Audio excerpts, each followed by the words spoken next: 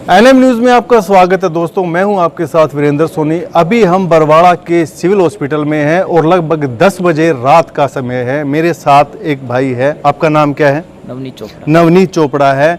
इस भाई के सिर की चोट देख के आप अंदाज़ा लगा सकते हैं कि कोई न कोई ऐसा केस हुआ है जिसकी वजह से इसके सिर में चोट मारी गई है। क्या पूरी कार्रवाई है उसके बारे में हम अभी उनसे पूछते हैं।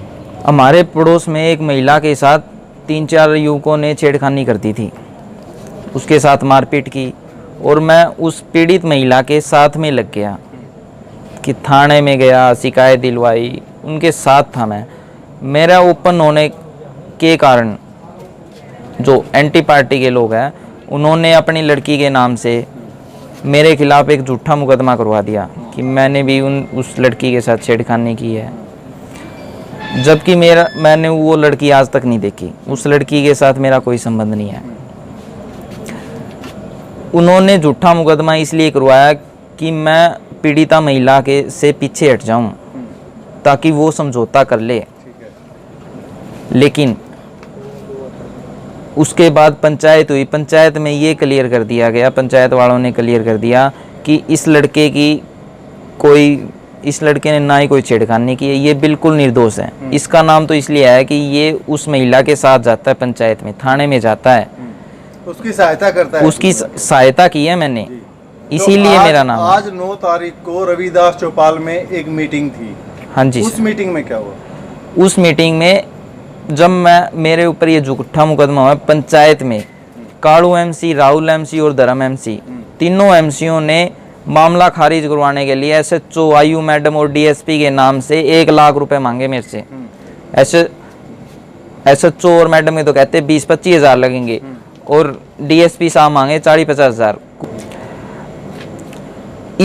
जो उन्होंने जब पैसे मांगे थे, मैंने पैसे नहीं दिए। अगर पैसे नहीं दिए तो मेरे को जेल में रहना पड़ा 7 दिन। उसकी मेरे पास ऑडियो क्लिप है जब एमसीओ ने एसएचओ आयु मैडम और डीएसपी के नाम से पैसे की डिमांड की। जब मैंने नहीं दिए तो मेरे को जेल में जाना पड़ा।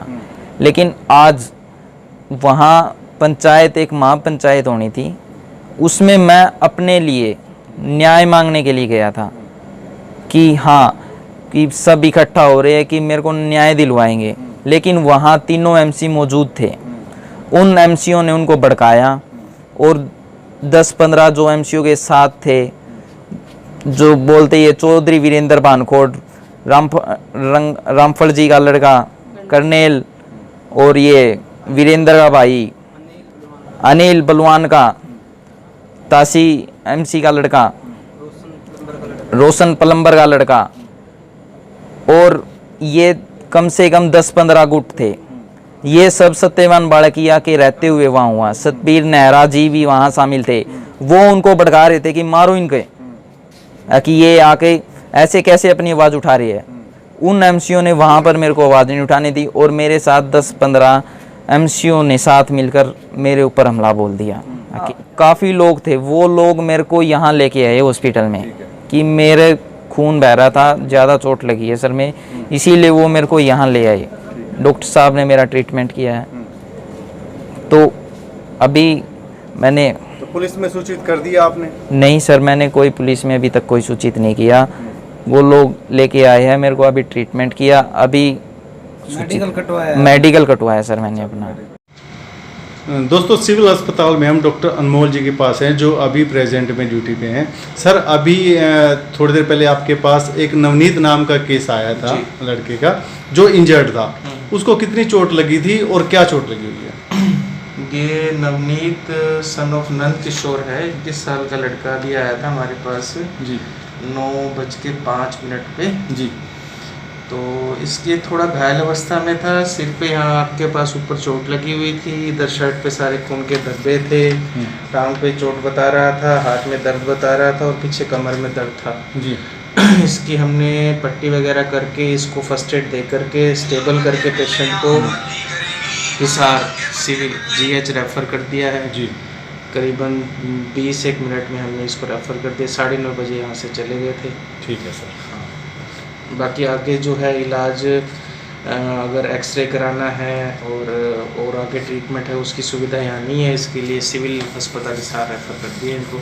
MLR थी इनको काट दी गई इनकी। Thank you sir. PI करानी होती है वो करा दी। Okay sir.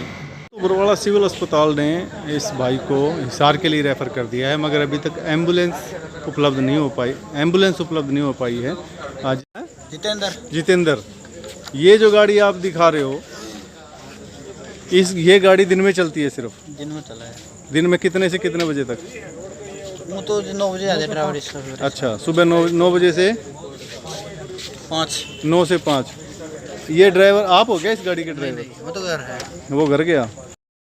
दोस्तों, इस गाड़ी, ये एम्बुलेंस है जो सिविल अस्पताल में खड़ी है, जिसके ड्राइवर ने अभी बताया कि ये गाड़ी सिर्फ दिन में चलने के लिए है, 9 बजे से लेकर 5 बजे तक। और ये गाड़ी जैसा कि बताया गया है कि अभी आई है और इमरजेंसी में अगर जरूरत पड़े तो ये गाड़ी नहीं जाएगी।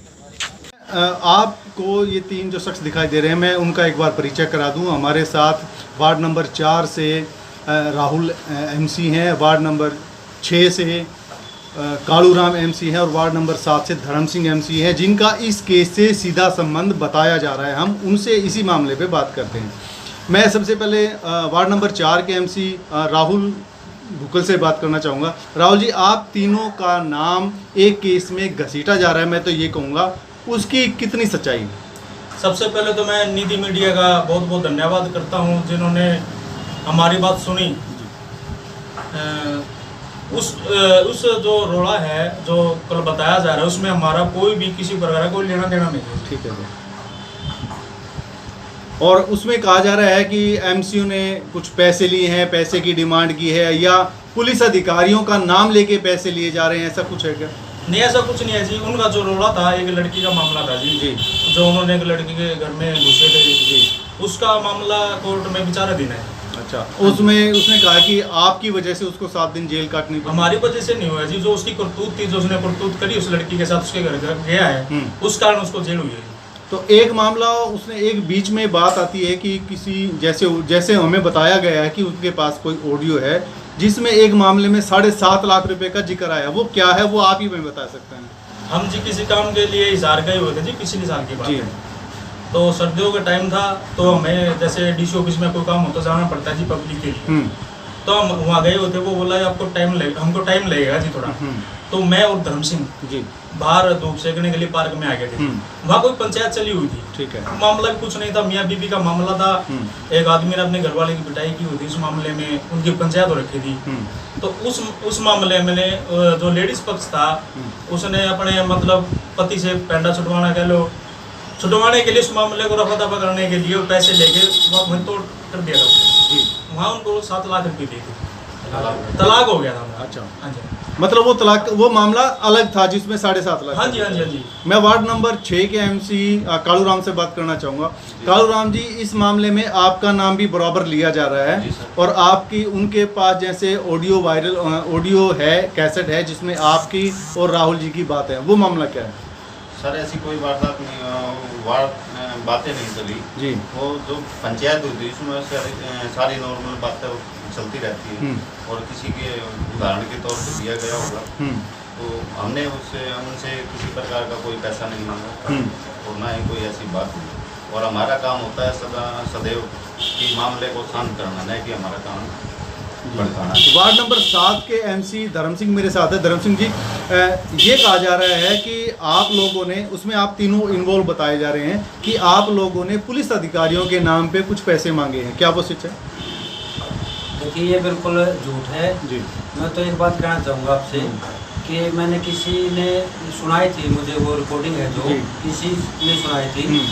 तो अगर उस रिकॉर्डिंग को, उसमें उन्होंने बोला भी है भाई पंचायत है, एक दिन नहीं लगातार 3-4 दिन चली है, उन्होंने खुद ने बोल रखे हैं, ठीक है ना। तो रिकॉर्डिंग भी शायद उन्होंने 3-4 दिन की है। ठीक है। अगर उन्होंने हमें झूठा साबित करने के लिए उन्होंने छोटी करके वो पेश कर दी है। आप पूरी की पूरी रिकॉर्डिंग उसके अंदर डालो, ग्रुप के अंदर सबके पास भेजो, पत्रकार को आपको दो, उसमें सब पता चल जाए, दूध का दूध पानी का पानी, क्या हमने मांगे है या नहीं मांगे। ठीक है। ये तो मैं आप सभी से मतलब एक ही बात पूछना चाहूँगा कि इस केस पे राहुल जी, आप अपने तीनों पार्षदों की तरफ से आप कुछ कहना चाहेंगे? सर, मैं तो ये कहना चाहूँगा अगर हमारी इस मामले में कोई भी गलती मिलती है तो हमें गुनाहगार मिलता हूँ, समाज ये भाईचारा या कोर्ट जो करेगी हमें वो कबूल है। ठीक है सर। हमारे संज्ञान में आया है कि हिसार के किसी एक चैनल ने एक पक्ष सुन के उसको वायरल कर दिया।